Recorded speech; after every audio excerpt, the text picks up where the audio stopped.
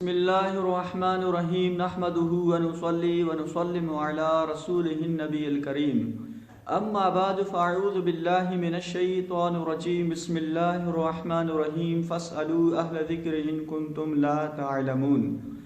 ایک سوال یہ کیا جاتا ہے کہ اگر کسی شخص کو قبلے کی شناخت نہیں ہو رہی تو پھر اس صورت میں وہ کس طرف منہ کر کے نماز پڑھ لے۔ دیکھیں، اگر کوئی شخص ایسی جگہ پہ موجود ہے کہ جہاں پر بالکل اسے قبلے کی شناخت نہیں ہو رہی اور نہ ہی وہاں پر کوئی ایسا شخص موجود ہے کہ جس سے آپ یہ پوچھ سکیں کہ قبلہ کس طرف ہے،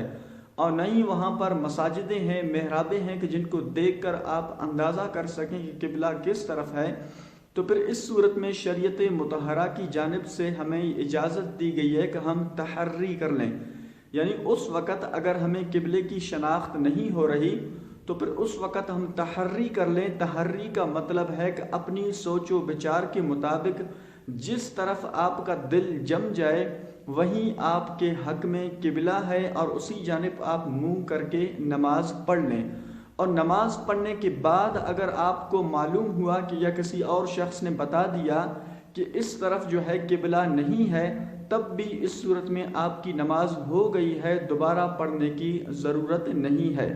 البتہ اگر آپ نے بغیر تحری کیے یعنی بغیر سوچ و بچار کیے کسی جانب منہ کر کے نماز پڑھ لی،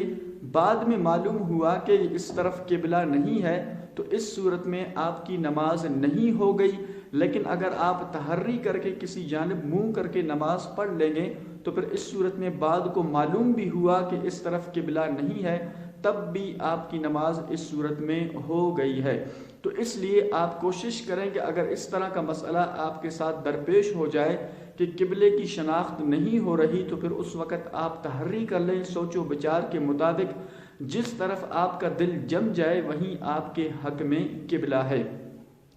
اسی طرح پھر ایک مسئلہ یہ بھی ہے کہ اگر کسی شخص نے، مثال کے طور پر آپ 3-4 بندے ہیں یا 5 بندے ہیں، اب ایک شخص نے تحری کر کے ایک طرف منہ کر کے نماز پڑھ لی، تو اب باقی جو بندے ہیں ان کے لیے بھی یہی حکم ہے کہ وہ بھی الگ الگ سے تحری کر لیں، یعنی سوچ و بچار کر کے